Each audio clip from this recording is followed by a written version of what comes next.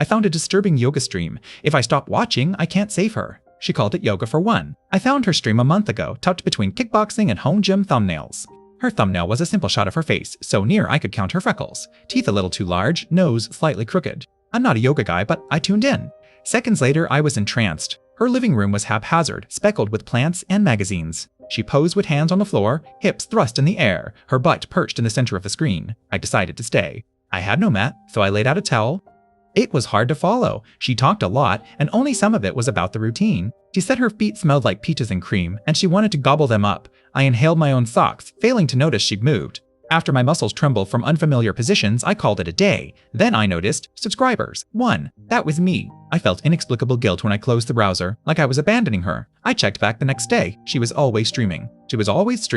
Unaware or apathetic, her ramblings didn't change whether I was there or not, often mid-sentence when I logged in. It was flirty without trying, charmingly raw, fumbling instructions. I yearned to discover more about this fascinating creature. Her movements drew me in, like she was grasping at me through the screen. I marveled at being her silent voyeur. She eased into the splits, toes pointed at right angles. I tried to replicate it, my groin protesting the pressure. Each day she pushed farther. She curved her spine into a graceful arc, lifting her back leg high at an angle that wrenched her hip. At night, I dreamed she was breaking my joints, cracking my limbs into the clean shape she maintained so effortlessly. One day, she twisted her arms behind her, folded herself so her legs swooped around her shoulders, toes touching her neck. She smiled. She said, "You want to see me bent into a pretzel, don't you?" That was the first time she addressed me directly.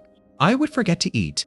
Wake up on the couch having dozed off, and she'd be murmuring about pomegranates while her forehead brushed her knees. I was spending 10, 12, 14 hours a day on her stream. My body ached from stretching, mimicking her impossible poses. She said, "I know you've been watching. How far do you want me to twist for you?" Her body shifted into vertices and curves, hypnotizing. It wasn't one moment she went too far. It was like the creep of quicksand. She'd lift herself on palms and soles, torso thrusting like the exorcist. She would inch her hands and feet closer, folding backwards until nearly split in half. Oh, then she skittered forward, whites of her eyes flooding the screen. She laughed and said, "You like this, don't you, Mr. Smith? Am I your foldable pocket toy?" Smith is common, but it freaked me out. I slammed my laptop shut, shattering her toothy smile. I tried to resume normal life, but guilt pulled me back. I returned days later. For the first time, she wasn't on screen, just the yoga mat, coffee table, magazines. Then I heard the door creak behind me.